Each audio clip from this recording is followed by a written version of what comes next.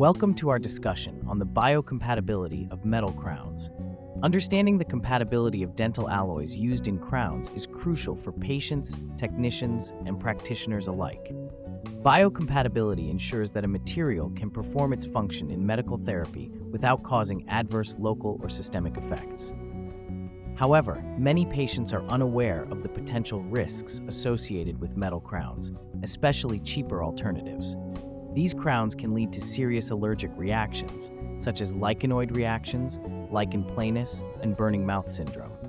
These reactions result from the corrosion of metals like nickel, chromium, and silver within the oral environment.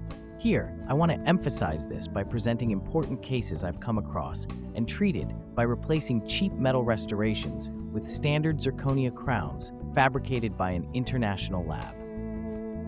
Clinical evidence shows that metal ions released due to corrosion can affect both soft tissues and bones. For example, a female patient developed oral lesions due to a metal crown, confirmed through biopsies to be lichenoid reactions and lichen planus. Metal crowns may cause serious allergic manifestations, especially in immune-compromised individuals.